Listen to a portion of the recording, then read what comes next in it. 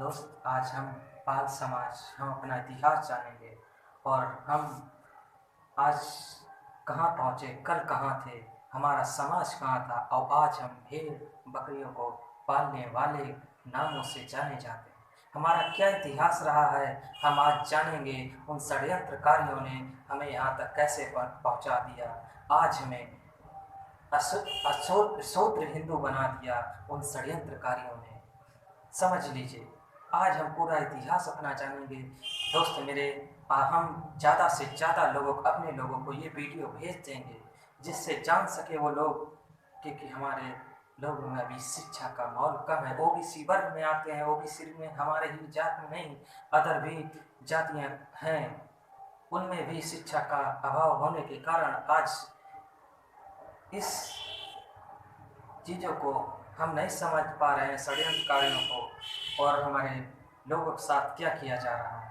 आज जब शिक्षित होने लगे तो फिर से षड्यंत्रकारियों ने फिर से एक रणनीति के तहत हमारी शिक्षा को नष्ट करने के लिए और हमारे समाज तरक्की करने लगा तो उसे कैसे रोका जाए, क्योंकि वो बराबर पे आ जाएगा। इसलिए मेरे भाई, हमें अपनी एक आवाज़ एकजुटता होना है।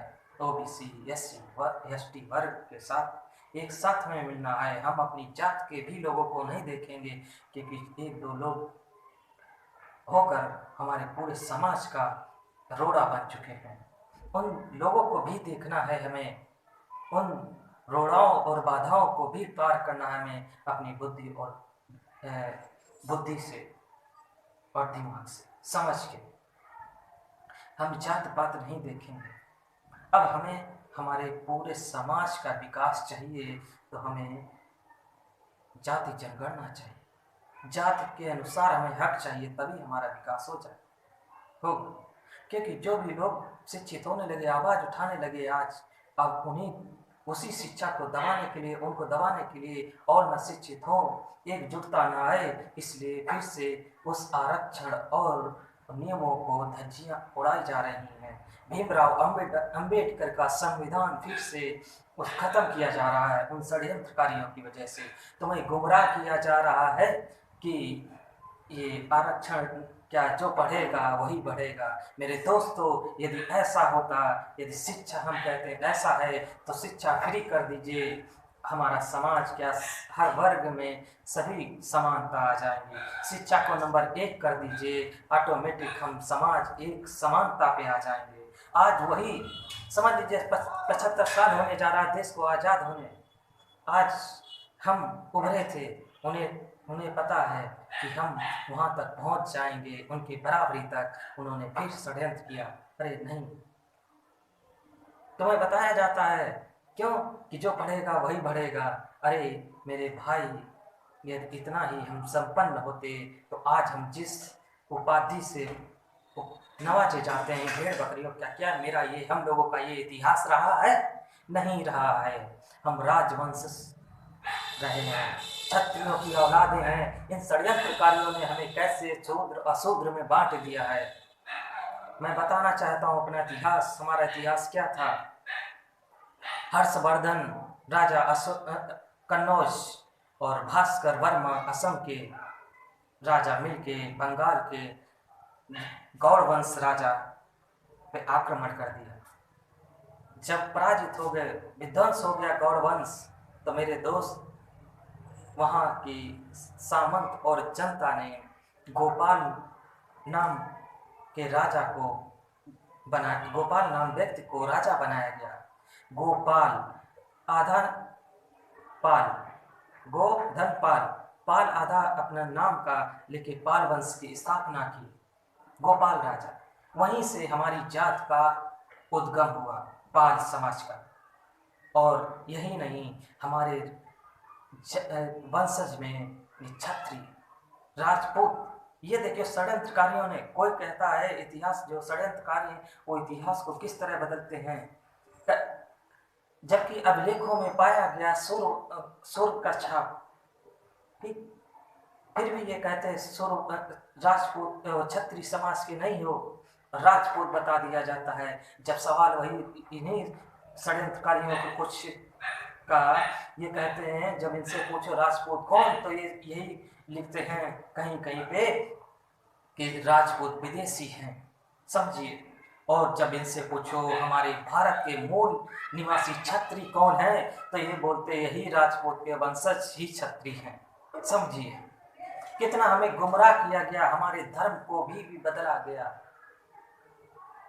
बहुत चीजें षड्यंत्र के तौर पे हमारे धर्म में ऐसी ऐसी चीजें जोड़ी गई हैं जो हमें हमेशा के लिए अशूद्र कहते, जितना भी ज्ञान पालो ज्ञानी हो जाओ मगर पूजने योग्य नहीं होगे, समझिए।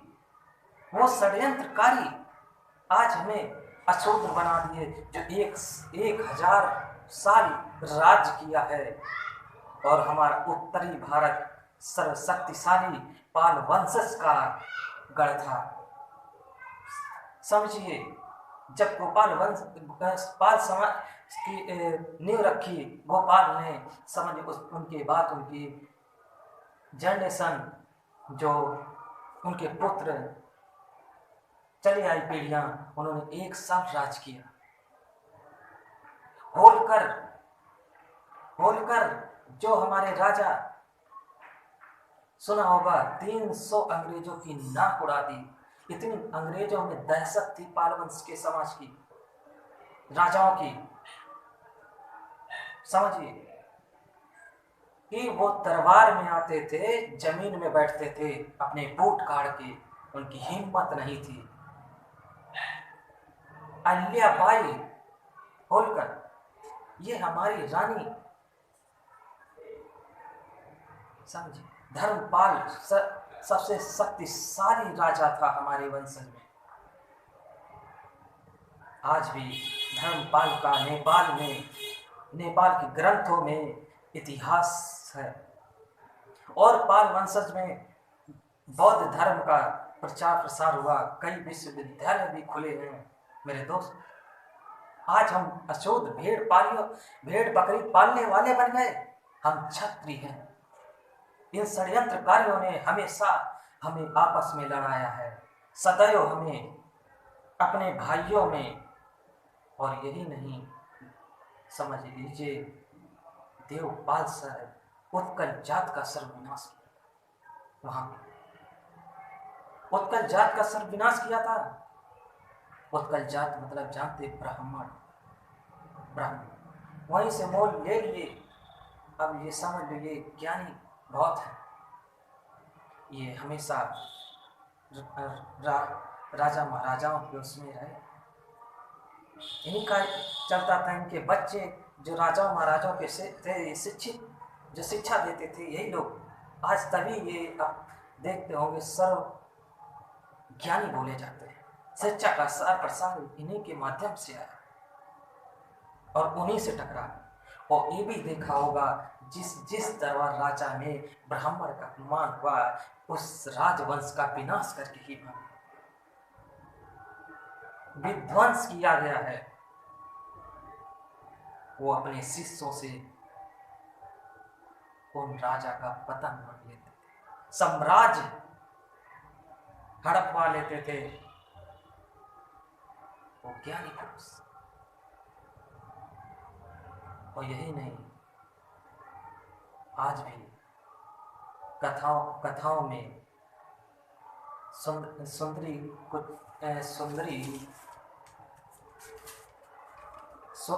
उदय सुंदरी कथा में भी पाल समाज का वर्णन है मेरे दोस्त। और यही नहीं, पाल वंश समाज का बिहार, बंगाल, झारखंड, कन्नौज तक की सीमा लगी थी। इतना बड़ा साम्राज्य था। और आज क्या, एक एक महान राजा हुए हैं। आज हम अशुद्ध बन गए। और जब हमारा साम्राज्य खत्म हुआ, तब हम जंगलों में चले गए और वहां जीविका चलाने के लिए भेड़ बकरियां ऐसे छिन्न भिन्न हो के जो उभरे, और वहीं से हमें अशुद्ध मान लिया गया। और भेड़ बकरियों के नाम से उपाधि दे दी गई इन षड्यंत्रकारियों। इन्हें पता था कि वक्त आज भी मिलेगा तो ये फिर से वो करे बैठेंगे, क्योंकि क्षत्रियों का रक्त बहता है। आज भी ये फिर से षड्यंत्र, जब आजाद हुआ देश, शिक्षा में फिर से बढ़ने लगे, दिमाग, बुद्धि और शरीर से कमजोर नहीं, हम राजा वंशज क्षत्रियों के पुत्र हैं। हमारे देश में 3 विदेशी आए जो हमेशा आपस में हमारे भाइयों को आपस में लड़ाते रहे।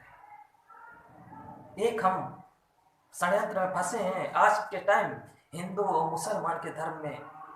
ठीक, एक तो ये है और 2 और हैं दोस्त मेरे जो हमारे देश में हैं, जो आज फिर से एक षड्यंत्र कर बैठे हैं। हमारे समाज के व्यक्तियों को आगे ला के हमारी संस्थाएं खत्म कर रहे हैं और हमें गुलामी की ओर फिर से अशिक्षा की ओर बढ़ाया जाए कि संस्थाएं, इनके रोजगार सारे छीन लो, जिससे ये इनकी कोई आय नहीं होगी। जब आय नहीं होगी, वैसे भी अशिक्षित नहीं हो पा रहे हैं, इतनी महंगाई कुछ भी नहीं। और उस समय व्यापार में भी कुशल थे हम लोग, और आज क्या कर रहे हैं? लेबरी कर रहे हैं, खेती किसानी, रात दिन जुटे रहते हैं। हम अपने बच्चों का पेट पाल पा रहे हैं अपना, और शिक्षा सही से नहीं दिला पा रहे हैं। कुछ लोग बढ़े तो अब फिर से उन्हें डर सताने लगा कि नहीं, ये तो हमारे बराबर आ रहे हैं, आवाज उठा रहे हैं। इनके धीरे से संस्थाएं और धर्म का काट खेल के इस संस्थाओं को बर्बाद किया जा रहा है। हमें किसी की नहीं सुनना है, चाहे हमारे नेता ही क्यों ना हो। हमें अब एक ही आवाज उठानी है, हमें जाति जनगणना चाहिए, हमारा हक चाहिए, तभी हमारे पूरे समाज का और हर जाति का विकास हो सकता है। अन्यथा हम फिर से गुलाम बन जाएंगे। और ये मत सोचना कि गुलाम कैसे बनाएंगे, किसमें इतनी हिम्मत। आज भी बन चुके हो मेरे दोस्त। आज जो आवाज उठा रहा है वो कुचला जा रहा है, मार दिया जा रहा है, सारी संस्थानों पे कब्जा कर लिया जा रहा है धीरे धीरे। और कल आने वाला वक्त थोड़ा और देर हुआ तो कुछ नहीं कर पाएंगे, बस चीखते जाएंगे।